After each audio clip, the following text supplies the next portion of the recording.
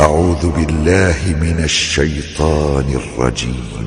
وَإِذْ قَالَ مُوسَى لِقَوْمِهِ إِنَّ اللَّهَ يَأْمُرُكُمْ أَن تَذْبَحُوا بَقَرَةً قَالُوا أَتَتَّخِذُنَا هُزُوًا قَالَ أَعُوذُ بِاللَّهِ أَنْ أَكُونَ مِنَ الْجَاهِلِينَ قَالُوا ادْعُ لَنَا رَبَّكَ يُبَيِّن لَّنَا مَا هِيَ قال إنه يقول إنها بقرة لا فارض ولا بكر عوان بين ذلك فافعلوا ما تؤمرون قالوا ادع لنا ربك يبين لنا ما لونها قال إنه يقول إنها بقرة صفراء فاقع لونها تسر الناظرين قالوا ادع لنا ربك يبين لنا ما هي إن البقرة شابه علينا وإنا إن شاء الله لمهتدون قال إنه يقول إنها بقرة لا ذلول تثير الأرض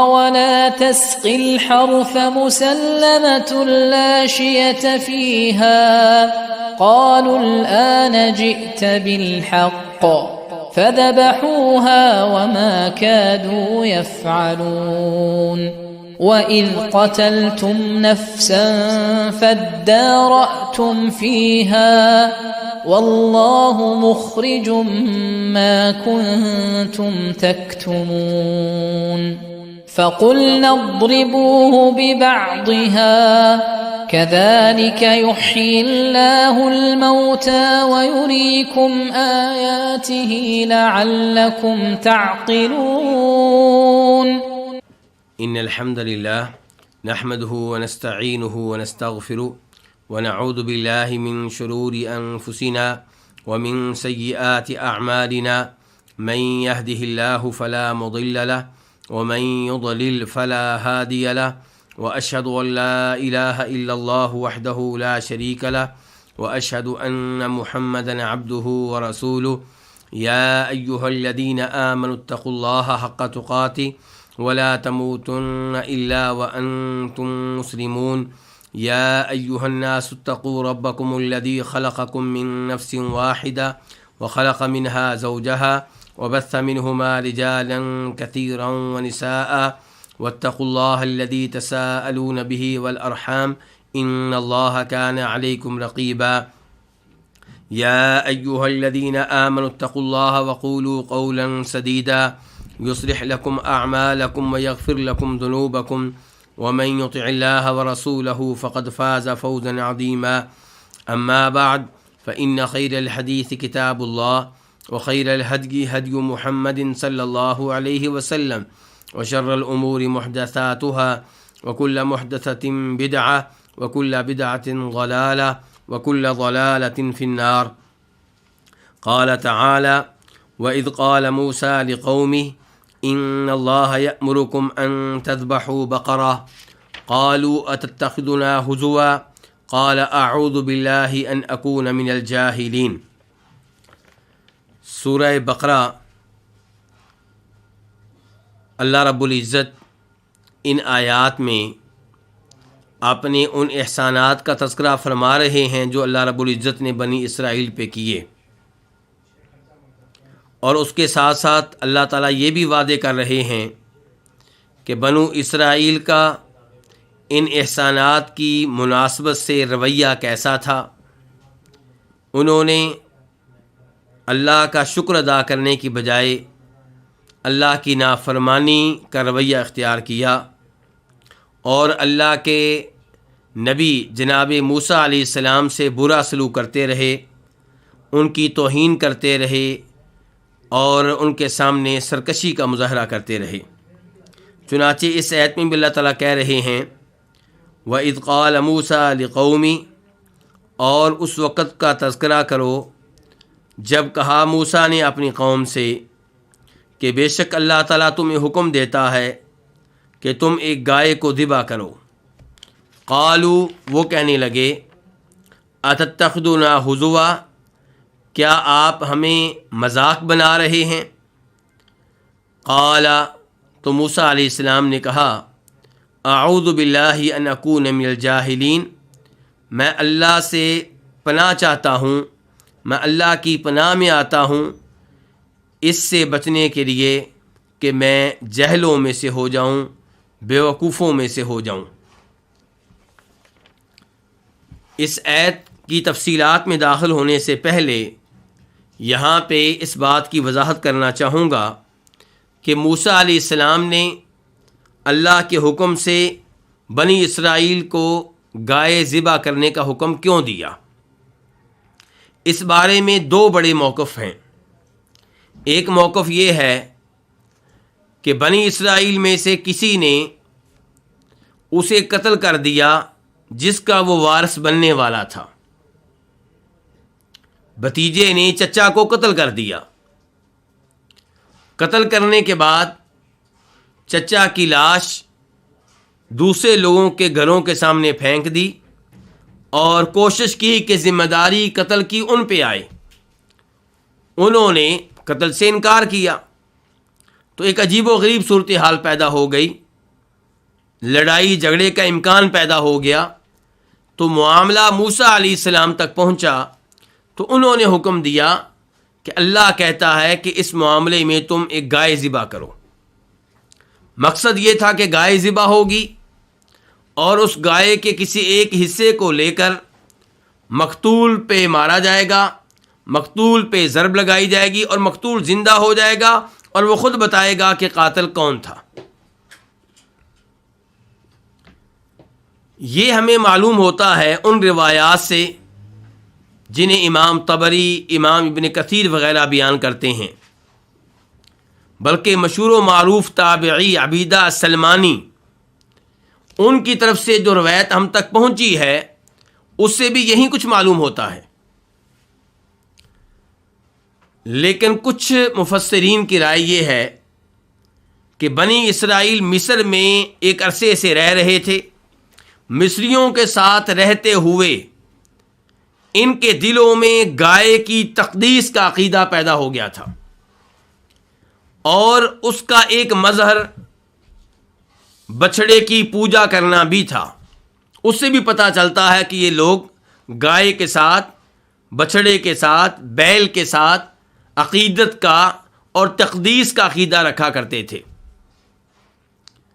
موسیٰ علیہ السلام نے اس عقیدے کو ختم کرنا چاہا تو انہیں حکم دیا کہ ایک گائے ذبح کرو، لیکن وہ گائے کو ذبح نہیں کرنا چاہتے تھے کیونکہ گائے کو مقدس مانتے تھے۔ اس لیے انہوں نے طرح طرح کے سوالات کیے اور اپنے لیے مشکلات پیدا کی۔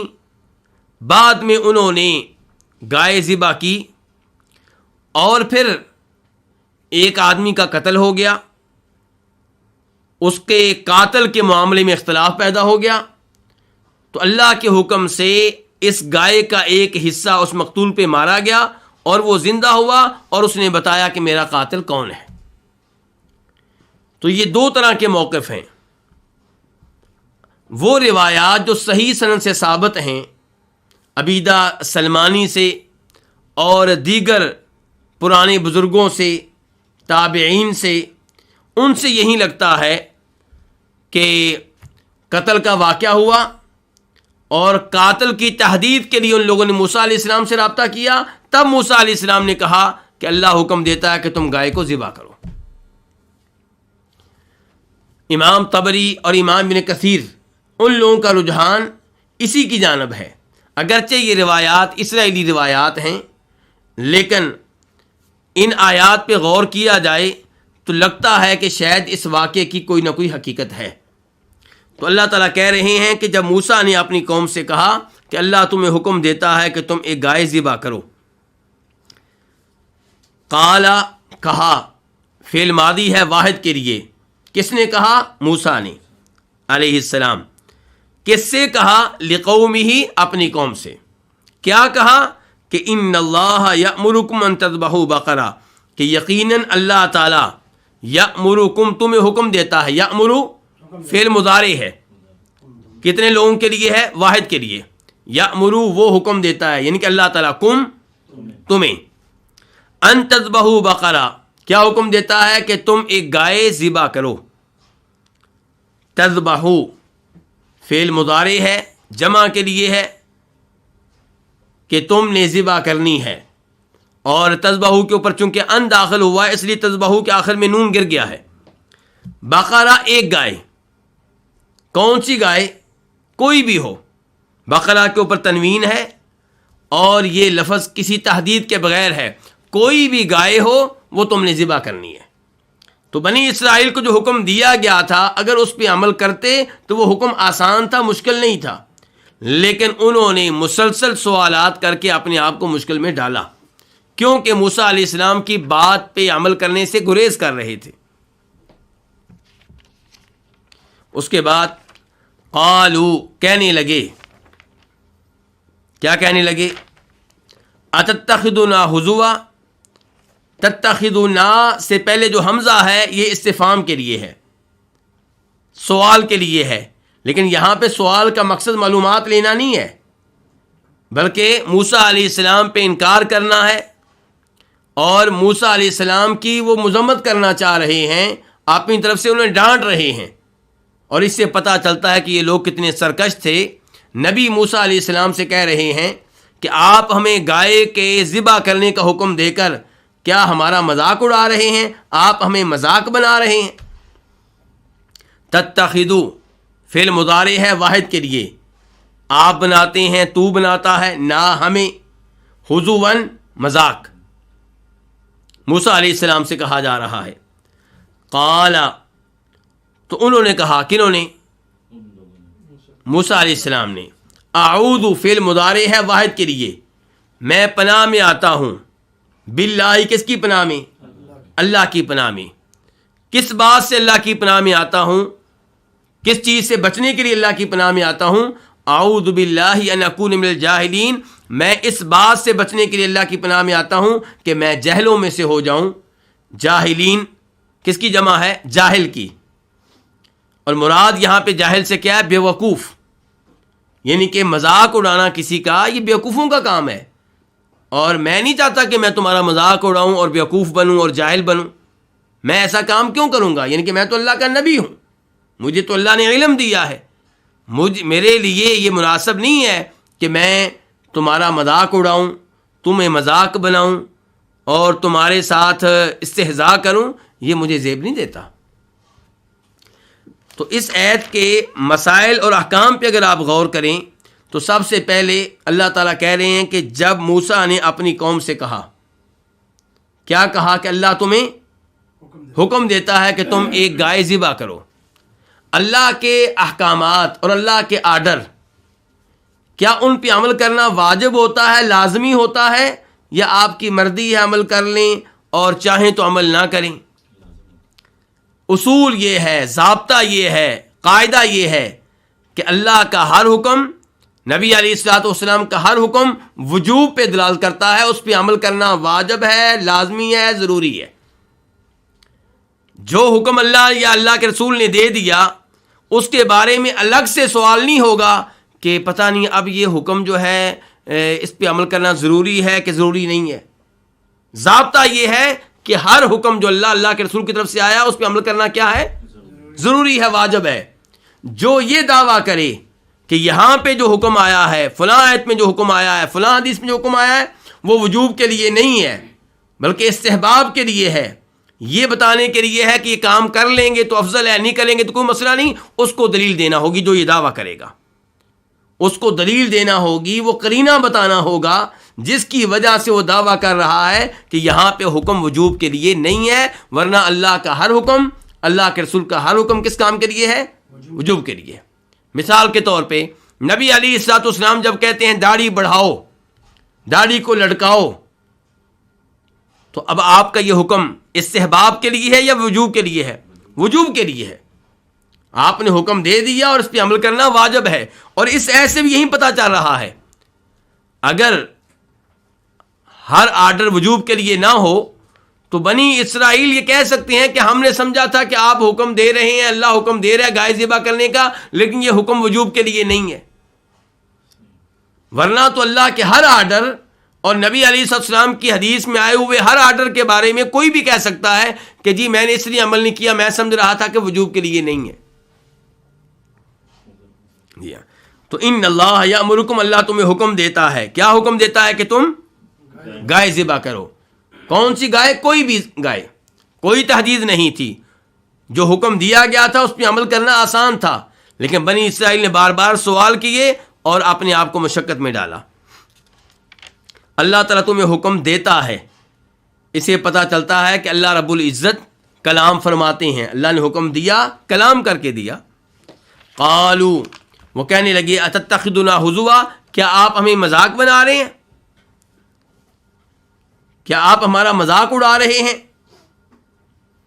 مذاق اڑانا، کیا شریعت میں کسی کا مذاق اڑانا جائز ہے؟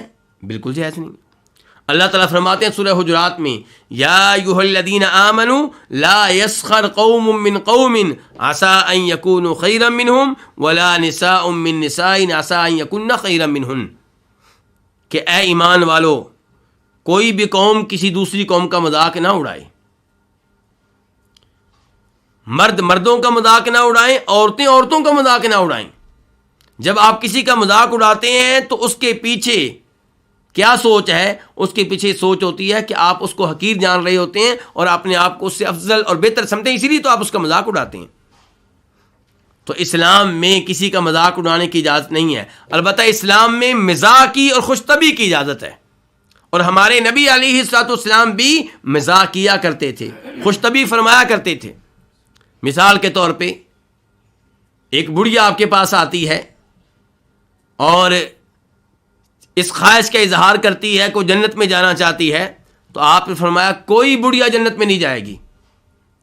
وہ بڑھیا روتے ہوئے واپس جا رہی ہے تو نبی علیہ السلام صحابہ کرام سے کہتے ہیں کہ اس بڑھیا کو بتا دو کہ جو بھی عورت جنت میں جائے گی وہ بوڑھی نہیں ہوگی، جنت میں داخل ہوتے ہوئے جوان ہوگی. تو یہ آپ نے مزاح کیا ہے. امام ترمذی رحمہ اللہ اس روایت کو اپنی شمائل میں لے کر آئے ہیں. ایسے ہی جناب انس بن مالک فرماتے ہیں کہ نبی علیہ السلام مجھ سے کہا کرتے تھے، او دو کانوں والے. اب ہر ایک کے دو کان ہوتے ہیں، تو اس میں یہ نہیں ہے کہ آپ ان کا مذاق اڑا رہے ہیں، یہ آپ مزاح کر رہے ہیں.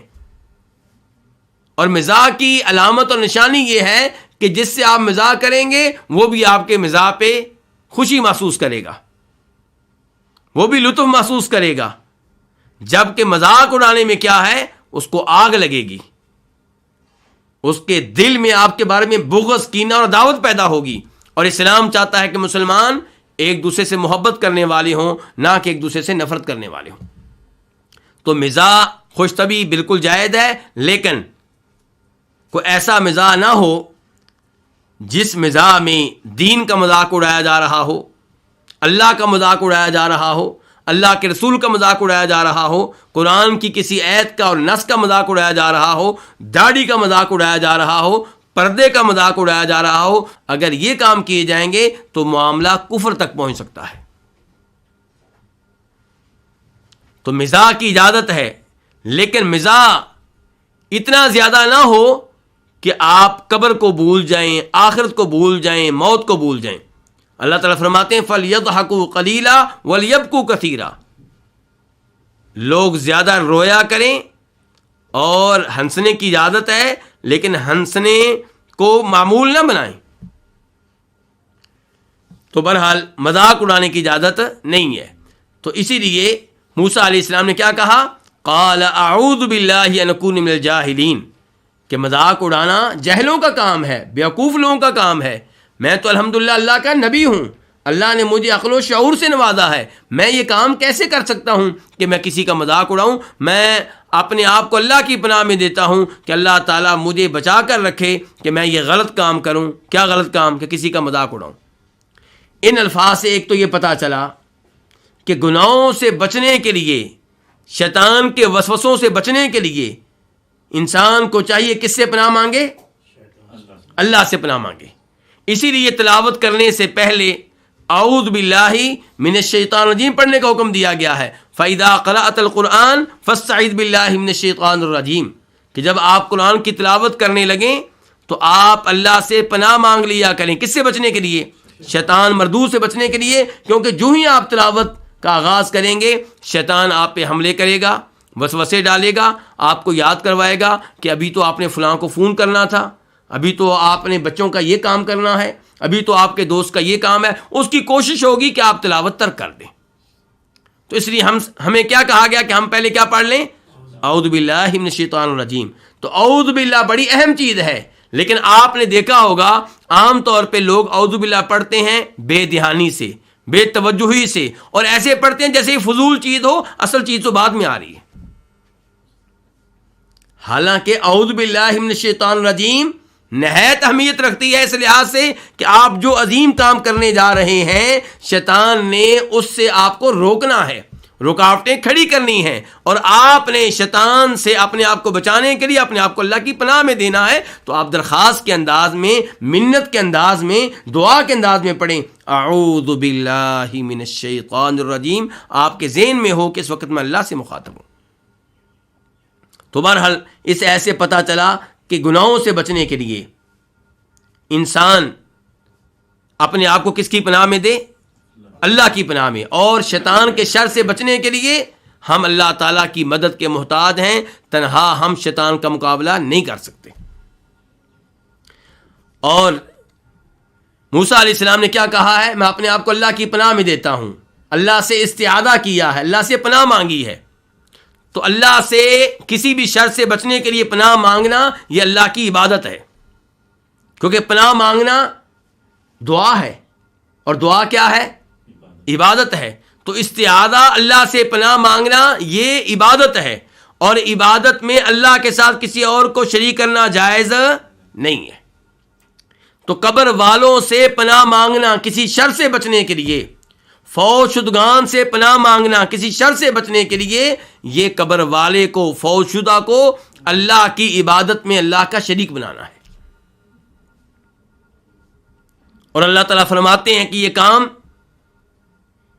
برے لوگ کیا کرتے تھے، جن کا غلط عقیدہ ہوا کرتا تھا۔ وَأَنَّهُ كَانَ رِجَالٌ مِّنَ الْإِنسِ يَعُوذُونَ بِرِجَالٍ مِّنَ الْجِنِّ فَزَادُوهُمْ رَهَقًا، کئی انسان کئی جنوں سے پناہ مانگا کرتے تھے، اور اس آیت کی تفسیر میں آیا ہے جس کی ابھی میں نے تلاوت کی ہے کہ جب اسلام نہیں آیا تھا وہ لوگ سفر کرتے، کسی جنگل سے گزرتے تو اونچی آواز سے کہتے کہ جو اس جنگل کا سربراہ ہے، یعنی کہ جنوں میں سے، ہم اپنے آپ کو اس کی پناہ میں دیتے ہیں۔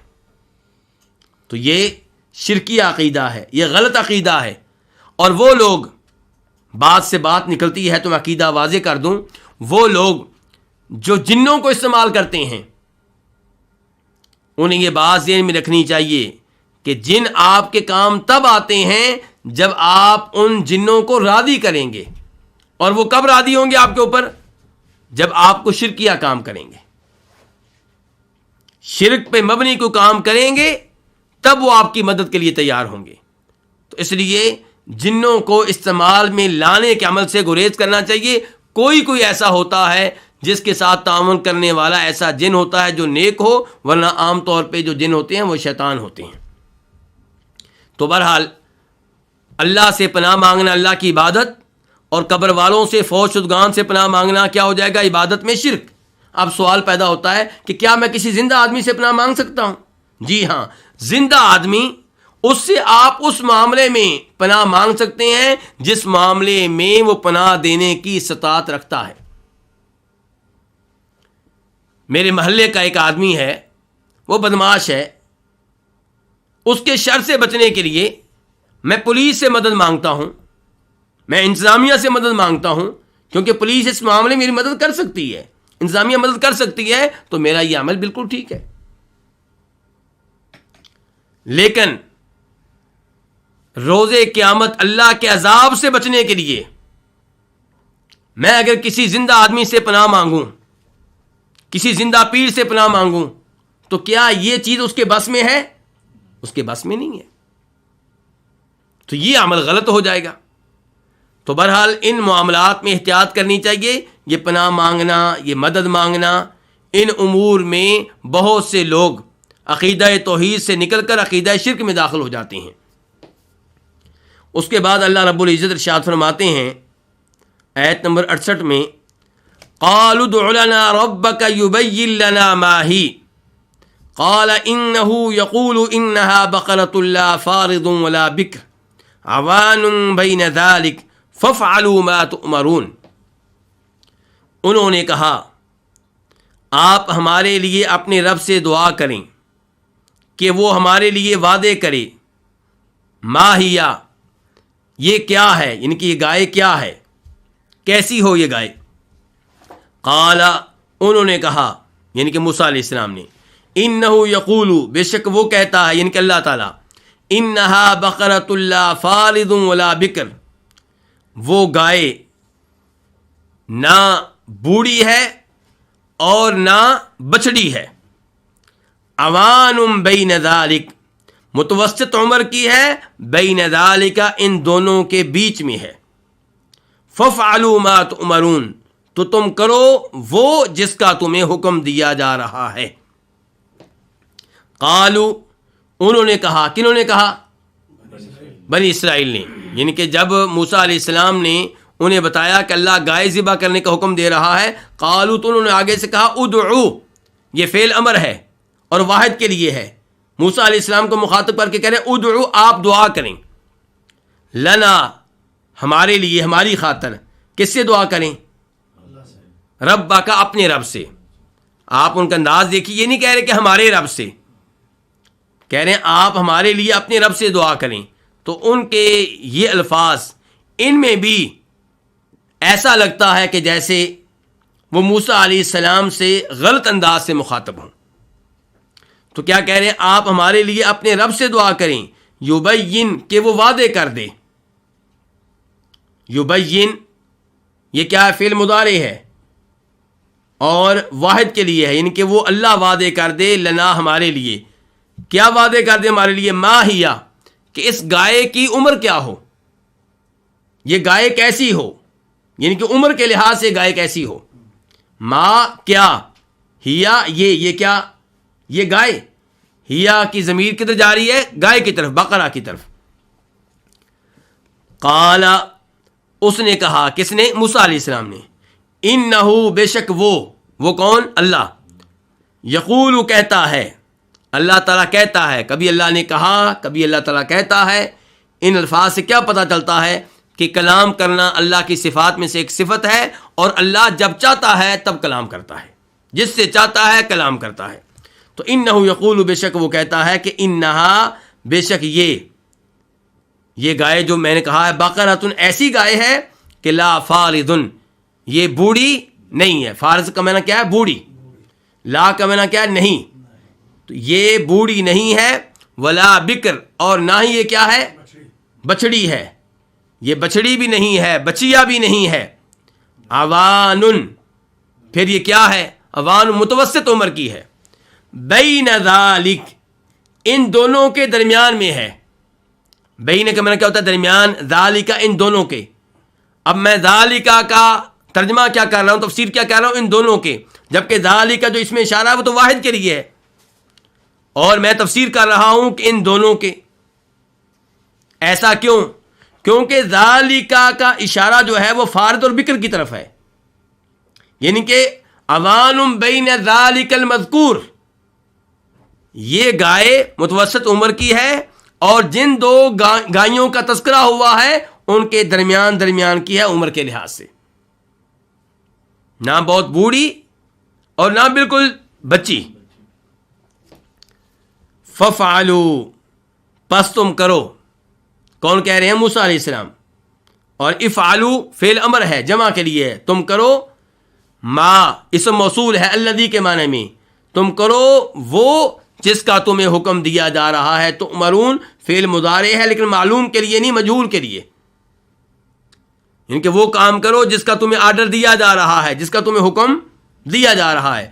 تو یہ الفاظ کہہ کے موسیٰ علیہ السلام نے ایک دفعہ پھر ان کو بتا دیا کہ اللہ تمہیں حکم دے چکا ہے، اور اس حکم کی تجدید کی ہے یہاں پہ موسیٰ علیہ السلام نے.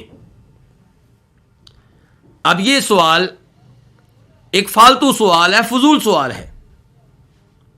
موسیٰ علیہ السلام نے کہا تھا کہ اللہ تمہیں حکم دیتا ہے کہ کوئی بھی گائے ذبح کرو. ان کو چاہیے تھا کوئی بھی گائے پکڑتے اور اسے ذبح کر ڈالتے، لیکن پہلے سوال کیا عمر کے بارے میں اور پھر سوال کریں گے گائے کے رنگ کے بارے میں. چنانچہ اللہ تعالیٰ فرماتے ہیں آیت نمبر 69 میں، قالوا ادع لنا ربك يبين لنا ما لونها قال انه يقول انها بقرة صفراء فاقع لونها تسر الناظرين. قالوا کہنے لگے، ادعو آپ دعا کریں، لنا ہمارے لیے، ربا کا اپنے رب سے، یبین وہ بیان کرے، وہ واضح کرے، لنا ہمارے لیے، ما لونہا اس کا رنگ کیا ہے. قال تو انہوں نے کہا، ان کے موسیٰ علیہ السلام نے، کہ انہ یقول بے شک اللہ تعالیٰ کہتا ہے کہ انہا بقرۃ صفراء بے شک یہ گائے صفراء زرد رنگ کی ہے. صفراء یہ صفت ہوگی کس کی؟ بقرہ کی. یہ گائے کس رنگ کی؟ زرد رنگ کی. صفراء مؤنث کا لفظ ہے، اس کا مذکر کیا ہوتا ہے؟ اصفر. تو صفراء مؤنث، ان کے زرد رنگ والی. فاقع لونها اس کا رنگ گہرا زرد ہے. فاقع کا لفظ استعمال ہوتا ہے زرد رنگ کے بعد، تو فاقع گہرے زرد رنگ کے لیے استعمال ہو رہا ہے. فاقع گہرا زرد رنگ ہے، لونها اس کا. تو یہ صفراء پہلی صفت تھی اور فاقع لونها یہ دوسری صفت ہے. اس کے بعد کیا ہے؟ تسر الناظرین. اس گائے کی تیسری صفت یہ ہے کہ تسر وہ خوش کرتی ہے، وہ اچھی لگتی ہے، وہ خوش کرتی ہے. تسر فعل مضارع ہے، واحد کے لیے ہے، لیکن یہاں پہ مذکر کے لیے نہیں بلکہ کس کے لیے ہے؟ مؤنث کے لیے، کیوں گائے کیا ہے؟ مؤنث ہے. تسر وہ خوش کرتی ہے، الناظرین دیکھنے والوں کو. الناظرین جمع ہے، اس کا واحد کیا ہے؟ ناظرن. ناظرن دیکھنے والا، اسم فاعل. تو ناظرین دیکھنے والے، یعنی کہ اس گائے کا رنگ زرد ہے، گہرا زرد ہے، اور ایسا رنگ ہے کہ وہ گائے جو اسے دیکھے گا اسے پیاری لگے گی، اسے بڑی لگے گی، اسے اچھی لگے گی. اس کو دیکھ کر اس کی طبیعت خوش ہو جائے گی. یہ اوصاف اور صفات بتائی جا رہی ہیں اس گائے کی جس کو انہوں نے ذبح کرنا ہے. اس کے بعد اللہ تعالیٰ فرماتے ہیں آیت نمبر 70 میں، قالوا ادع لنا ربك يبين لنا ما هي کہنے لگے آپ ہمارے لیے دعا کریں. کس سے دعا کریں؟ اپنے رب سے. تو بنی اسرائیل ان تمام آیات میں اور ان تمام سوالات میں اللہ رب العزت سے دعا میں وسیلہ کس کو بنا رہے ہیں؟ موسیٰ علیہ السلام جو زندہ تھے، موجود تھے، ان کی ذات کو نہیں بلکہ ان کی دعا کو وسیلہ بنا رہے ہیں کہ آپ ہمارے لیے دعا کریں. جیسے صحابہ کرام رضوان اللہ علیہم اجمعین نبی علیہ الصلوۃ والسلام کے پاس آیا کرتے تھے اور آپ سے درخواست کیا کرتے تھے کہ آپ ہمارے لیے دعا کریں. تو صحابہ کرام بھی آپ کی دعا کو وسیلہ بناتے تھے، آپ کی ذات کو نہیں، آپ کی جا کو نہیں، آپ کے مقام کو نہیں. آپ کی ذات کو وسیلہ بنانا اور دعا میں کہنا کہ اپنے پیارے نبی کے طفیل ان کے صدقے ہماری دعا قبول فرما، یہ الفاظ قرآن و حدیث سے ثابت نہیں ہیں. تو یبین لنا وہ ہمارے لیے وعدے کرے، ما ہیا کہ یہ گائے کیا ہے. ما کیا ہیا یہ کیا مطلب؟ اب سوال کس بارے میں؟ پہلا سوال تھا ان کا عمر کے بارے میں، گائے کی عمر کیا ہے، بوڑھی ہے، بچی ہے، کس عمر کی ہے. پھر ان کا سوال تھا گائے کے رنگ کے بارے میں.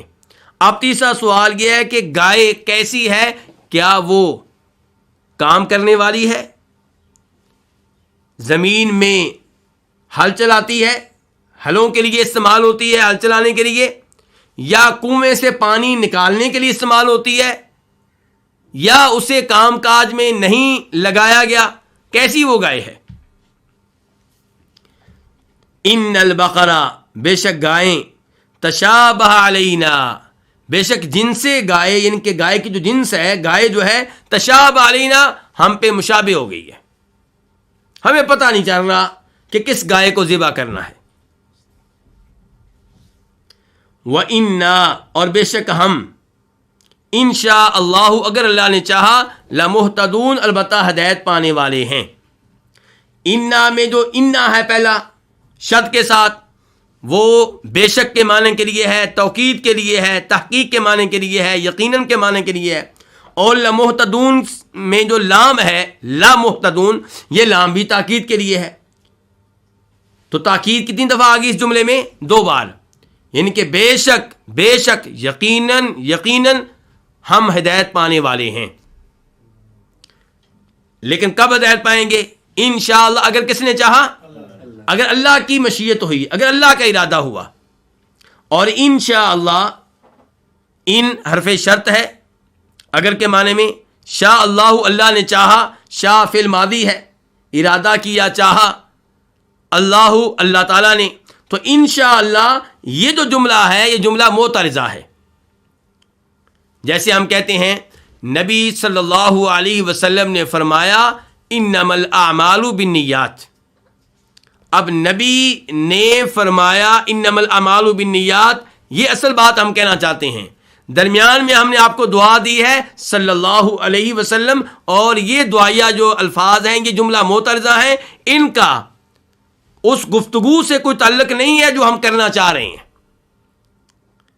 لیکن چونکہ آپ کا نام آیا تو ہم نے آپ کو دعا دی صلی اللہ علیہ وسلم۔ ایسے ہی اصل میں وہ یہاں کیا کہنا چاہتے ہیں کہ وَإِنَّا لَمُهْتَدُونَ، کہ بے شک ہم ہدایت پانے والے ہیں، ہم مطلوبہ گائے تک پہنچنے والے ہیں، جس گائے کو ذبح کرنے کا حکم مل رہا ہے اس تک ہم پہنچنے والے ہیں، اس تک ہدایت پانے والے ہیں، انشاءاللہ، اگر اللہ نے چاہا۔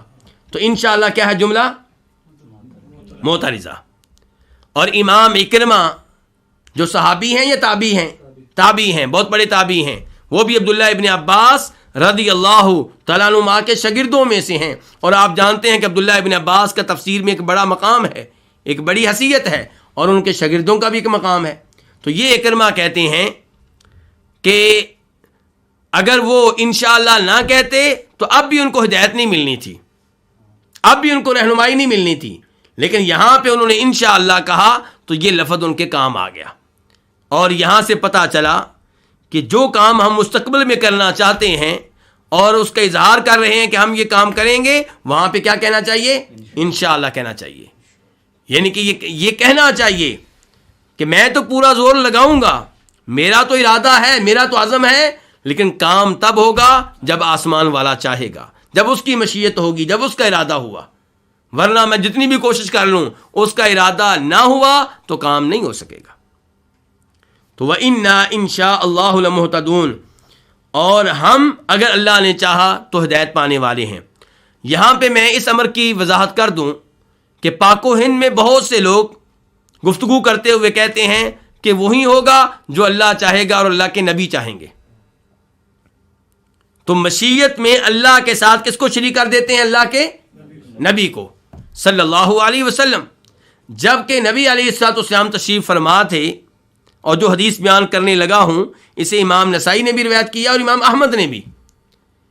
تو ایک آدمی نے کسی بات پہ آپ سے کہا کہ وہ ہوگا جو اللہ چاہے گا اور جو آپ چاہیں گے۔ مخاطب کون ہے؟ اللہ کے نبی صلی اللہ علیہ وسلم۔ تو نبی علیہ السلام نے اس موقع پر ارشاد فرمایا تھا اجعلتنی للہ ندا قل ما شاء اللہ وحدہ، تو نے مجھے مشیت میں اللہ کا شریک بنا دیا ہے، یعنی کہ جو اللہ چاہے گا اور جو میں چاہوں گا، میری مشیت اور اللہ کی مشیت کو تو نے برابر کر دیا ہے۔ قل ما شاء اللہ وحدہ، یہ کہو کہ وہ ہوگا جو تنہا اللہ چاہے گا۔ البتہ وہ لوگ جو موجود ہیں، زندہ ہیں، فوت نہیں ہوئے، ہم کسی معاملے کو ان کی مشیت کے ساتھ معلق کر سکتے ہیں، لیکن وہاں پہ بھی ان کی مشیت کو اللہ کی مشیت کے برابر نہیں کیا جائے گا۔ مثال کے طور پہ میں یوں کہوں گا کہ میں یہ کام کروں گا اگر اللہ نے چاہا اور اس کے بعد میرے والد صاحب نے چاہا، میں یہ کام کروں گا اگر اللہ نے چاہا اور پھر میرے استاد نے چاہا۔ اور کے لفظ میں عربی میں واو اور اردو میں اور، ان دونوں میں برابری پائی جاتی ہے، جبکہ پھر اور عربی میں ثم، اردو میں پھر، ان میں برابری نہیں پائی جاتی۔ اس میں یہ ہے کہ اصل مشیت اللہ کی ہے، اللہ کی مشیت کے بعد میرے والد صاحب کی مشیت ہوئی، ان کا ارادہ ہوا تو میں یہ کام کروں گا۔ اور یہ قرآن کی اس آیت کے مطابق ہے جو سورہ تکویر میں آئی ہے، وَمَا تَشَاءُونَ إِلَّا أَن يَشَاءَ اللَّهُ، تمہاری مشیت تب چلتی ہے جب پیچھے اللہ کی مشیت ہو۔ تو اصل کیا ہے؟ اللہ کی مشیت۔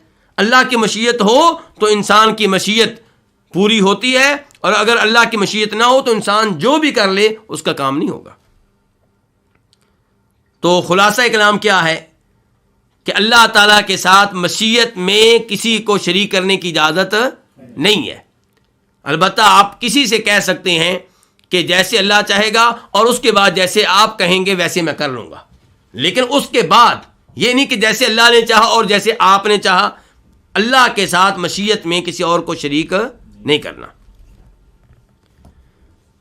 اللہ رب العزت نے اس آخری آیت میں، آیت نمبر 70 میں جو آخری ہم نے پڑھی ہے، اس میں بنی اسرائیل کا تیسرا سوال ذکر کیا ہے، اور وہ سوال کس کے بارے میں تھا؟ وہ گائے کے کام کے بارے میں، کہ کیا وہ کام کرنے والی ہے، ہل جوتنے والی ہے، وہ پانی کھینچنے والی ہے کنویں سے، کیسی ہے؟ اور کہنے لگے کہ ان البقرۃ شاب علینا، گائیں جو ہیں وہ ہم پہ مشابہ ہو گئی ہیں۔ اس کے بعد اللہ تعالیٰ فرماتے ہیں، اللہ تعالیٰ کی طرف سے جواب آیا ان کے اس سوال کا، آیت نمبر 71 میں، قال انه يقول انها بقرۃ لا ذلول تثير الارض ولا تسقي الحرث مسلمۃ لا شية فيها قالوا الآن جئت بالحق فذبحوها وما كادوا يفعلون۔ اس نے کہا، کس نے؟ موسیٰ علیہ السلام نے، انه یقول، بے شک وہ کہتا ہے، کون؟ بار بار ہمیں ان آیات سے پتہ چل رہا ہے کہ اللہ تعالیٰ کلام کرتے ہیں، اور یہ اللہ کی صفت کون سی ہے؟ فعلی صفت ہے۔ صفت فعلی کا مطلب یہ ہے کہ جب اللہ تعالیٰ چاہتا ہے تب یہ کام کرتا ہے۔ پہلے اللہ تعالیٰ نے کیا کہا کہ وہ ایسی گائے ہے جو بوڑھی بھی نہیں ہے اور بچڑی بھی نہیں ہے۔ پھر اللہ تعالیٰ نے کیا کہا کہ وہ گائے زرد رنگ کی ہے، اس کا رنگ جو ہے گہرا زرد ہے، اور جو دیکھے گا اس کو دیکھ کے خوش ہوگا۔ تو اللہ نے پہلے وہ کلام کیا، پھر یہ کیا، پھر یہ کیا۔ اس کا مطلب یہ کہ اللہ جب چاہتا ہے، جو چاہتا ہے کلام کرتا ہے۔ اللہ تعالیٰ کی ان صفات پہ ایمان لایا جائے اور ان کی تعویل سے گریز کیا جائے۔ تو اللہ تعالیٰ کہتا ہے انہا بقرۃ، بے شک یہ گائے، لا ذلول، لا نافیہ نہیں کے معنی میں، لا ذلول، یہ گائے ایسی نہیں ہے کہ اسے کام میں لایا گیا ہو۔ ذلول، جسے کام میں لایا گیا ہو، جس سے کام لیا جا رہا ہو، جس سے مشقت لی جا رہی ہو، جس سے محنت لی جا رہی ہو، تو ذلول یعنی کہ جس سے کام لیا جا رہا ہو۔ لیکن یہاں پہ وہ گائے کون سی؟ لا ذلول، کہ وہ ایسی گائے نہیں ہے جس سے کام لیا جا رہا ہو، کہ تثیر الارض، کہ وہ زمین میں ہل چلاتی ہو۔ تثیر فعل مضارع ہے، مؤنث کے لیے ہے، واحد مؤنث کے لیے، تثیر الارض، وہ زمین میں ہل چلاتی ہو۔ ولا تسقی الحرث، اور نہ وہ گائے ایسی ہے کہ وہ کھیتی میں پانی دیتی ہو، کھیتی کو پانی پلاتی ہو، ایسی بھی نہیں ہے۔ تسقی بھی فعل مضارع ہے اور یہ بھی واحد مؤنث کے لیے ہے، اور الحرث کا معنی وہ زمین جس کو زراعت کے لیے تیار کیا گیا ہو۔ مسلمتن، وہ گائے صحیح سالم ہوگی۔ وہ گائے کیسی ہوگی؟ صحیح سالم ہے۔ جس گائے کو ذبح کرنا ہے وہ صحیح سالم ہے، ہر عیب سے پاک ہے۔ لا شیۃ فیہا، اس میں کوئی داغ نہیں ہے. شیعہ داغ کیا مطلب؟ یعنی کہ اس کے اصلی رنگ کے علاوہ اس میں کوئی اور رنگ نہیں ہے. یعنی کہ اس کا اصلی رنگ کیا ہے؟ زرد. یہ نہیں کہ اس کے ساتھ ساتھ کہیں پہ سفید یا کہیں پہ سیاہ، نہیں. لا شیۃ فیہا، اس میں کوئی داغ نہیں ہے، کوئی اور رنگ نہیں ہے، ایک ہی رنگ ہے، اور وہ جو بتا دیا گیا زرد رنگ. قالوا الآن جئت بالحق، کہنے لگے الآن، اب، جئت بالحق، آپ حق بات کو لے کر آئے ہیں. یہاں سے آپ اندازہ کریں ان لوگوں کی سرکشی کا اور موسیٰ علیہ السلام کے صبر کا. موسیٰ علیہ السلام نبی نے ان لوگوں کے سامنے کتنا صبر کیا. مجھے اور آپ کو کیا پیغام ملا کہ ہم بھی تبلیغ کرتے ہوئے لوگوں کے ساتھ صبر کا مظاہرہ کریں. لوگ تنگ کرتے ہیں علماء کرام کو، لوگ تانے دیتے ہیں علماء کرام کو، لوگ علماء کرام کے جرائم بیان کرتے ہیں، کچھ وہ جو کسی ایک عالم دین سے سرزد ہوئے ہوتے ہیں، سب نے نہیں کیے ہوتے لیکن وہ سب کی طرف منسوب کرتے ہیں، اور کچھ وہ جرائم بھی ذکر کرتے ہیں جو کسی نے بھی نہیں کیے ہوتے. علماء کرام کا مذاق اڑایا جاتا ہے. دعوت و تبلیغ میں مشکلات آتی ہیں تو موسیٰ علیہ السلام اللہ کے یہ عظیم نبی ہمارے لیے نمونہ ہے کہ کیسے صبر کر رہے ہیں، کیسے اخلاق کا مظاہرہ کر رہے ہیں، کیسے تحمل و برداشت کا مظاہرہ کر رہے ہیں. اور یہاں سے پتہ چلتا ہے اللہ تعالیٰ کے حلم کا، اللہ تعالیٰ کی رحمت کا، کہ اللہ تعالیٰ کتنی ان کو مہلت دے رہے ہیں، ورنہ ان کا ایک ایک جملہ ایسا ہے کہ اس کے اوپر ان کو پکڑ لیا جائے اور سزا دی جائے. تو کیا کہہ رہے ہیں؟ اب آپ حق بات لے کر آئے ہیں. گویا کہ پہلے جو موسیٰ علیہ السلام بیان کر رہے تھے وہ باطل ہے، اور اس چیز کی وضاحت ان کے ان لفظوں سے بھی ہو رہی ہے. اتتخذون ہزوا، جب موسیٰ علیہ السلام نے کہا تھا کہ اللہ حکم دیتا ہے گائے کو ذبح کریں، تو کیا کہا تھا؟ کیا آپ ہمیں مذاق بنا رہے ہیں؟ اس کا مطلب یہ ہے کہ وہ سمجھتے تھے کہ موسیٰ علیہ السلام جو کہہ رہے ہیں وہ باطل ہے، وہ غلط ہے، وہ لغو ہے. اور اب اتنے سوالات کرنے کے بعد جب اتنی وضاحتیں مل گئیں، اب کہہ رہے ہیں کہ اب آپ حق بات لے کر آئے ہیں، یعنی کہ اب معاملہ واضح ہو کر سامنے آیا ہے. حالانکہ معاملہ شروع سے واضح تھا اور آسان تھا کہ کوئی بھی گائے پکڑتے، کسی بھی رنگ کی پکڑتے، کسی بھی عمر کی پکڑتے، وہ کام کرنے والی ہوتی یا کام نہ کرنے والی ہوتی، اس کو ذبح کر دیتے اور اللہ کے حکم پہ عمل ہو جاتا. تو سوالات ان کے غلط تھے، اور کہہ رہے ہیں موسیٰ علیہ السلام سے کہ اب آپ حق بات لے کر آئے ہیں. تو الآن کا معنی کیا؟ اب. جیتا فعل ماضی ہے، اور یعنی کہ واحد مذکر حاضر کے لیے ہے کہ آپ لے کر آئے ہیں بالحق کی. جیتا تو آیا، آپ آئے، لیکن جب اس کے بعد با آ گئی تو اب معنی کیا ہو گیا؟ آپ لائے. اب آپ لائے ہیں کس کو؟ الحق کی، حق بات کو. فذبحوها، تو انہوں نے ذبح کیا اس کو، کس کو؟ گائے کو. ذبحو فعل ماضی ہے جمع کے لیے، انہوں نے ذبح کیا. بنی اسرائیل نے، اس گائے کو، ضمیر گائے کی طرف جا رہی ہے، بقرہ کی طرف جا رہی ہے. انہوں نے اس کو ذبح کیا. وما کادوا یفعلون، اس حال میں کہ نہیں وہ قریب تھے کہ وہ یہ کام کرتے. ان کی حرکتیں یہ بتا رہی تھیں کہ گائے ذبح کرنے والے نہیں ہیں، لیکن بالآخر انہوں نے ذبح کر دی. فذبحوا، انہوں نے اس کو ذبح کیا اس حال میں کہ وہ ذبح کرنے کے قریب نہیں تھے. لگ نہیں رہا تھا کہ ذبح کریں گے. کس کو نہیں لگ رہا تھا؟ دیکھنے والوں کو، موسیٰ علیہ السلام کو اور دیگر جو لوگ اس موقع پہ موجود تھے، انہیں ان کی حرکتوں سے، سوالات سے لگ نہیں رہا تھا کہ یہ کبھی ذبح کریں گے. لیکن بالآخر ان کو ذبح کرنا پڑا اور انہوں نے ذبح کر دیا. تو واو حالیہ ہے، ما کا معنی ہے نہیں، اور کادو قریب، یفعلون کہ وہ کرتے. یفعلون فعل مضارع ہے، جمع کے لیے ہے. نہیں قریب تھے کہ وہ کام کرتے جس کا ان کو حکم دیا جا رہا تھا. ان آیات سے پتہ چلا کہ موسیٰ علیہ السلام کو بنی اسرائیل نے جن جن چیزوں کے ذریعے تنگ کیا، ان میں سے ایک چیز کیا تھی؟ کثرت سے سوال کرنا. اس لیے بیجا قسم کے سوالات سے گریز کرنا چاہیے. امام مسلم روایت کرتے ہیں جناب ابو ہریرہ رضی اللہ تعالیٰ عنہ سے کہ نبی علیہ الصلوۃ والسلام نے لوگوں کو خطبہ دیتے ہوئے ارشاد فرمایا، ایھا الناس فرض اللہ علیکم الحج فحجوا، اللہ نے تمہارے اوپر حج فرض کر دیا ہے، تم کیا کرو؟ حج کرو. ایک آدمی سوال کرنے لگا کہ اللہ کے رسول، کیا حج ہم پہ ہر سال کرنا فرض ہے؟ یعنی کہ زندگی میں ایک دفعہ کافی ہے یا ہر سال حج کرنا پڑے گا؟ آپ اس آدمی کے جواب میں خاموش رہے، کوئی جواب نہیں دیا. اس آدمی نے پھر سوال کیا کہ کیا ہر سال حج کرنا ہوگا؟ آپ پھر خاموش رہے. اس نے پھر سوال کیا کیا ہر سال حج کرنا ہوگا؟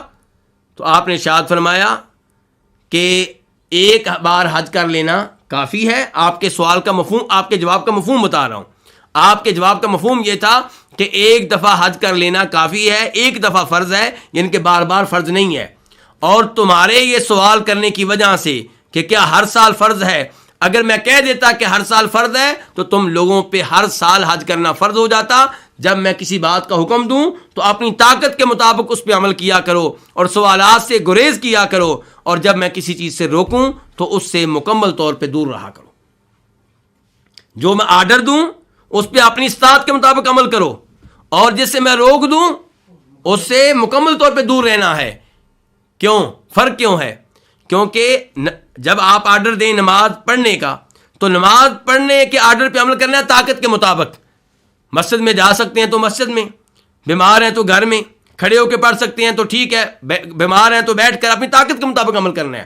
لیکن جن چیزوں سے شریعت نے روک دیا ان کے بارے میں آپ نے نہیں کہا کہ طاقت کے مطابق، کیونکہ شراب سے دور رہنے کے لیے طاقت کے استعمال کی ضرورت نہیں ہے. طاقت لگتی ہے کسی آرڈر پہ عمل کرتے ہوئے. روزہ رکھیں گے تو آپ کی طاقت صرف ہوگی، نماز پڑھیں گے طاقت صرف ہوگی. لیکن شراب سے دور رہنے کے لیے، سود سے دور رہنے کے لیے زور لگانے کی ضرورت نہیں ہے. زور لگے گا شراب خریدنے پہ، شراب پینے پہ، شراب کی بوتل کھولنے پہ. زور لگے گا سود لینے پہ، بینک جائیں گے اکاؤنٹ سودی کھولیں گے. جبکہ سود سے دور رہنے میں کوئی زور نہیں لگے گا. تو اس لیے آپ کہہ رہے ہیں جب میں کسی چیز کا حکم دوں تو اس پہ عمل کرو اپنی استطاعت کے مطابق، اور جب میں کسی چیز سے روک دوں تو اس سے مکمل طور پہ گریز کیا کرو، دور رہا کرو. اور اس حدیث میں آپ نے یہ بھی کہا کہ تم سے پہلی قومیں اس لیے ہلاک ہو گئیں کہ وہ اپنے نبیوں سے کثرت سے سوال کیا کرتے تھے اور ان سے اختلاف کیا کرتے تھے. اور اس کی یہ مثال آپ کے سامنے ہے کہ کیسے بار بار موسیٰ علیہ السلام سے سوال کیے گئے. اور اللہ تعالیٰ فرماتے ہیں قرآن حکیم میں، یا ایھا الذین آمنوا لا تسألوا عن اشیاء ان تبد لکم تسؤکم، اے ایمان والو ان چیزوں کے بارے میں سوال نہ کرو جو اگر تمہارے لیے بیان کر دی گئیں، واضح کر دی گئیں تو وہ وضاحت تمہیں بری لگے گی. فذبحوها وما كادوا يفعلون، اللہ تعالیٰ فرماتے ہیں بالآخر انہوں نے ذبح کر دیا. اس کے بعد اللہ تعالیٰ فرماتے ہیں آیت نمبر 72 میں، وَإِذْ قَتَلْتُمْ نَفْسًا فَادَّارَأْتُمْ فِيهَا وَاللَّهُ مُخْرِجٌ مَا كُنْتُمْ تَكْتُمُونَ، اور جب تم نے قتل کیا ایک انسان کو، ایک جان کو، فَادَّارَأْتُمْ فِيهَا، پھر تم نے اس میں کیا کیا؟ اختلاف کیا، ایک دوسرے سے جھگڑا کیا. وَاللَّهُ، اور اللہ تعالیٰ، مخرجن، نکالنے والا تھا، ظاہر کرنے والا تھا، ما، اس چیز کو، کنتم تکتمون، جس کو تم چھپا رہے تھے. قتل تم فعل ماضی ہے، جمع کے لیے تم نے قتل کیا. نفسن، ایک جان کو، ایک انسان کو، اس کی جمع کیا آتی ہے؟ نفوس، انفس بھی آتی ہے. فدارأتم، فا کو الگ کر دیں تو باقی لفظ کیا رہ جائے گا؟ ادارأتم. یہ جمع کے لیے ہے، مخاطب کے لیے ہے، فعل ماضی ہے. تم نے اختلاف کیا، تم نے جھگڑا کیا. یہ باب افتعال نہیں بلکہ باب تفاعل ہے. اصل میں یہ لفظ تھا تدارأتم، پھر تا کو دال سے بدلا گیا، دال کا دال میں ادغام کیا گیا، پھر شروع میں حمزہ لے آئے جس کو الف بھی کہتے ہیں، تو کیا لفظ ہو گیا پھر؟ ادارأتم. تو فدارأتم، تم نے کیا کیا؟ اختلاف کیا، جھگڑا کیا. یہ درا سے ہے، ایک دوسرے کو دھکیلنا، ایک دوسرے کے اوپر الزام لگانا، معاملہ ایک دوسرے کے اوپر ڈال دینا. وہ کہہ رہے تھے تم قاتل ہو، وہ کہہ رہے تھے تم قاتل ہو. فدارأتم فیہا، تم نے اختلاف کیا، فیہا، اس کے بارے میں. کس کے بارے میں؟ اس انسان کے بارے میں، اس نفس کے بارے میں، اس جان کے بارے میں اختلاف کیا کہ اس کا قاتل کون ہے. واللہ، اور اللہ تعالی، مخرجن، نکالنے والا. مخرجن اسم فاعل ہے، اخرج یخرجو سے، نکالنے والا، ظاہر کرنے والا تھا. ما، اس چیز کو، ما موصولہ الذی کے معنی میں، کنتم تکتمون، جس کو تم چھپا رہے تھے.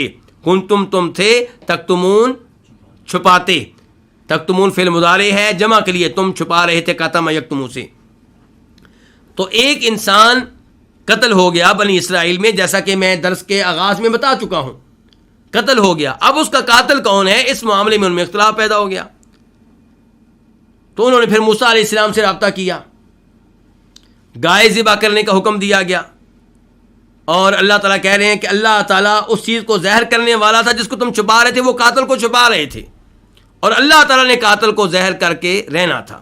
اور شاید اسی لیے وہ گائے کو ذبح کرنے سے گریز کر رہے تھے، اس کی ایک وجہ یہ بھی ہو سکتی. اللہ تعالیٰ فرماتے ہیں آیت نمبر 73 میں فَقُلْنَا اضْرِبُوهُ بِبَعْضِهَا كَذَلِكَ يُحْيِي اللَّهُ الْمَوْتَى وَيُرِيكُمْ آيَاتِهِ لَعَلَّكُمْ تَعْقِلُونَ. فَقُلْنَا تو ہم نے کہا، اللہ تعالیٰ نے کہا. کب کہا اللہ تعالیٰ نے؟ جب قتل ہوا، ان میں اختلاف پیدا ہوا، معاملہ موسیٰ علیہ السلام تک پہنچا، موسیٰ علیہ السلام نے اللہ سے دعا کی، تو تب اللہ تعالیٰ کہتے ہیں ہم نے کہا. اس کا مطلب کیا ہے کہ اللہ جب چاہتا ہے کلام کرتا ہے. فقلنا تو ہم نے کہا اضربوہ، اس پہ ضرب لگاؤ. کس پہ؟ اس مقتول پہ. اضربو فعل امر ہے جمع کے لیے، تم مارو، تم ضرب لگاؤ، ہو اس پہ، ببعضھا اس کے بعد کے ساتھ. کس کے بعد کے ساتھ؟ گائے کے بعد کے ساتھ. اور آپ نوٹ کریں گے کہ فداراتم فیہا میں جو ضمیر تھی کدھر جا رہی تھی؟ نفس کی طرف. تو وہاں پہ اعتبار کیا گیا نفس کے مؤنث ہونے کا، کیونکہ نفس لفظ جو ہے عربی میں بطور مؤنث استعمال ہوتا ہے. اور فقلنا اضربوہ یہاں پہ اعتبار کیا گیا نفس کے معنی کا، وہ نفس انسان ہے، انسان مذکر ہے. تو ہم نے کہا اضربوہ، اس انسان کو، اس مقتول کو ضرب لگاؤ، اسے مارو، ببعضھا اس کے کسی حصے کے ساتھ. کس کے کسی حصے کے ساتھ؟ گائے کے. ببعضھا اس کے کسی حصے کے ساتھ، کوئی بھی گائے کا حصہ لے کے اس پہ ضرب لگاؤ. اب یہ کون سا حصہ لیا گیا، کون سا حصہ مراد تھا؟ کئی مفسرین نے اس مسئلے پہ بڑی تفصیل کے ساتھ گفتگو کی ہے. کوئی کہتا ہے جی گائے کی زبان کو مارا گیا، کوئی کہتا ہے گائے کی دم کو مارا گیا، کوئی کہتا ہے گائے کے کان کو مارا گیا. اس کے علاوہ بھی کئی اقوال ہیں، لیکن یہ وہ تفصیلات ہیں جن کی ہمیں کوئی ضرورت نہیں ہے. امام ابن کثیر رحمہ اللہ نے یہاں پہ لکھا ہے جن چیزوں کو اللہ نے مبہم رکھا ہے، جن چیزوں کو اللہ نے وعدے نہیں کیا، ہمیں کیا ضرورت ہے ان چیزوں میں پڑھنے کی، ان چیزوں میں وقت ضائع کرنے کی. تو اللہ تعالی نے جب یہ بیان نہیں کیا کہ گائے کا کون سا حصہ تھا جو مارنے کا حکم ملا اور جو مارا گیا، تو ہمیں کیا ضرورت ہے ان چیزوں میں اور ان تفصیلات میں داخل ہونے کی اور اسرائیلی روایات اپنی کتابوں میں ذکر کرنے کی. جن لوگوں نے تحدید کرنے کی کوشش کی ہے انہوں نے چیزیں کن سے لی ہیں؟ اسرائیلی روایات، یہودیوں اور عیسائیوں کی باتیں، ان کی وہ کتابیں جن کے بارے میں اللہ نے وعدے کر دیا کہ تبدیل ہو چکی ہیں، ان پہ اعتماد کرتے ہیں. تو ہمیں ان تفصیلات میں داخل ہونے کی ضرورت نہیں. اللہ نے حکم دیا گائے کا کوئی حصہ اس مقتول پہ مارا جائے، اور انہوں نے مارا، ہمارا اس پہ ایمان ہے. کون سا حصہ تھا ہمیں پتہ نہیں ہے. کذالک یحیی اللہ الموتى، کذالک اسی طرح اللہ تعالیٰ زندہ کرتا ہے کن کو؟ مردوں کو. یحیی فعل مضارع ہے واحد کے لیے، یحیی وہ زندہ کرتا ہے. اس کا فعل ماضی کیا ہوتا ہے؟ احیا. احیا یحیی وہ زندہ کرتا ہے، یعنی کہ اللہ تعالیٰ الموتى کن کو؟ مردوں کو، جمع کا لفظ ہے. اس جملے سے کیا پتہ چلا؟ اس جملے سے پتہ چلا کہ جب اللہ نے حکم دیا کہ گائے کا کوئی حصہ مقتول پہ مارا جائے تو انہوں نے مارا اور وہ مقتول زندہ ہوا، تو اب اللہ تعالیٰ کہتے ہیں اسی طرح اللہ تعالیٰ مردوں کو زندہ کرتے ہیں. یہ ساری تفصیلات اللہ نے ذکر نہیں کی کیونکہ پڑھنے والے کو خود ہی معلوم ہو رہی ہیں. اس سے پتہ چلا کہ قرآن اللہ کا کلام ہے جس میں کوئی بھی فضول لفظ نہیں ہے، فضول حرف نہیں ہے، فضول جملہ نہیں ہے. وہی باتیں آئی ہیں جو ضروری ہیں، جن کا فائدہ ہے، جن میں کوئی نہ کوئی حکمت ہے. تو اسی طرح اللہ تعالیٰ مردوں کو زندہ کرتا ہے. یہ اللہ تعالیٰ کس سے کہہ رہے ہیں؟ یہ اللہ تعالیٰ کہہ رہے ہیں ان لوگوں سے جن پہ کلام نازل ہوا، جن پہ قرآن نازل ہوا. اور ان میں کون تھے؟ مکہ کے مشرکین تھے. وہ لوگ تھے جو آخرت کا انکار کرتے تھے، جو کہتے تھے کہ جب ہم مردہ ہو جائیں گے، مٹی ہو جائیں گے، گلیاں ہماری ہڈیاں گل سڑ جائیں گی تو ہمیں کیسے اٹھایا جائے گا، کیسے زندہ کیا جائے گا؟ یہ فضول باتیں ہیں، کوئی حساب کتاب نہیں ہوگا، زندگی گزار لو اپنی خواہش کے مطابق، اور اگلا جہان کس نے دیکھا؟ تو اللہ تعالیٰ کہتے ہیں نہیں، جیسے میں نے اس مردے کو زندہ کیا ایسے ہی اللہ تعالیٰ مردوں کو زندہ کرے گا۔ کب؟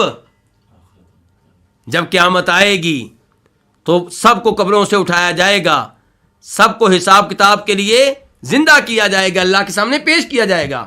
تو آخرت پہ ایمان لے آؤ اور اس عقیدے پہ ایمان لے آؤ کہ اللہ مردوں کو زندہ کرے گا۔ کذالک یحیی اللہ الموتیٰ، اسی طرح اللہ تعالیٰ مردوں کو زندہ کرتا ہے اور کرے گا۔ اور میں نے پہلے بتایا تھا کہ صرف سورہ بقرہ میں 5 ایسی مثالیں ہیں، 5 ایسی نصوص ہیں جن سے پتہ چلتا ہے کہ اللہ تعالیٰ نے مردوں کو دنیا میں زندہ کیا۔ وہ لوگ جو موسیٰ علیہ السلام کے ساتھ تھے اور جو کہتے تھے ہم اللہ کو اپنی آنکھوں سے دیکھیں گے، پھر آپ کی بات پہ یقین کریں گے، تو ان کو بجلی کی کڑک نے پکڑ لیا تھا، مر گئے۔ ثم بعثناکم من بعد موتکم، اللہ تعالیٰ کہتے ہیں پھر ہم نے ان کو زندہ کیا مرنے کے بعد۔ ایسے ہی دیگر مقامات ہیں جن کا پہلے میں تذکرہ تفصیل کے ساتھ کر چکا ہوں۔ تو یہاں پہ اللہ تعالیٰ کہتے ہیں اسی طرح اللہ تعالیٰ مردوں کو زندہ کرتا ہے یا کرے گا۔ وَيُرِيكُمْ، اور وہ دکھاتا ہے کم تم کو، آیاتی اپنی آیتیں۔ یوری فعل مضارع ہے، واحد کے لیے ہے، وہ دکھاتا ہے کون؟ اللہ۔ اس کا فعل ماضی کیا؟ ارا، وہ تمہیں دکھاتا ہے، آیات ہی اپنی آیتیں، آیات آیت ان کی جمع، اپنی نشانیاں، اپنی قدرت کی نشانیاں۔ یہ اللہ نے قدرت کی نشانی دکھائی نا کہ مردے کو زندہ کیا۔ لعلکم تعقلون، اللہ تعالیٰ تمہیں اپنی نشانیاں کیوں دکھاتا ہے؟ لعلکم، تاکہ تم تعقلون، عقل کرو، سمجھو۔ کس چیز کو سمجھو؟ اس چیز کو سمجھو کہ جس اللہ نے اس ایک انسان کو مرنے کے بعد زندہ کیا وہ تمام انسانوں کو زندہ کرنے پہ قادر ہے۔ ما خلقکم ولا بعثکم الا کنفس واحدہ، ساری انسانیت کو پیدا کرنا اور ساری انسانیت کو قبروں سے دوبارہ اٹھانا ایک انسان کو پیدا کرنے کی طرح اور اس کو قبروں سے دوبارہ اٹھانے کی طرح ہے۔ جو اللہ ایک انسان کو زندہ کر سکتا ہے وہ سب کو بھی زندہ کر سکتا ہے، جو ایک انسان کو پانی کے نطفے سے پیدا کر سکتا ہے وہ سب کو پیدا کرتا ہے اور کر رہا ہے اور کر سکتا ہے۔ تو وَيُرِيكُمْ آيَاتِهِ، اللہ تعالیٰ تمہیں دکھاتا اپنی نشانیاں، لَعَلَّكُمْ تَعْقِلُونَ، تاکہ تم کیا کرو؟ عقل اختیار کرو، بات کو سمجھو۔ اللہ رب العزت سے دعا ہے کہ اللہ تعالیٰ ہمیں اپنے ان بندوں میں سے بنائے جو اللہ کے کلام پہ غور کرتے ہیں، اللہ کے کلام کو سمجھتے ہیں اور اس سے احکام سیکھتے ہیں، مسائل سیکھتے ہیں، عقیدہ سیکھتے ہیں۔ اللہ رب العزت پورے کلام کی تفسیر کرنے کی، پورے کلام کو سمجھنے کی اور اس پہ عمل پیرا ہونے کی توفیق بخشے۔ وآخر دعوانا الحمد للہ رب العالمین۔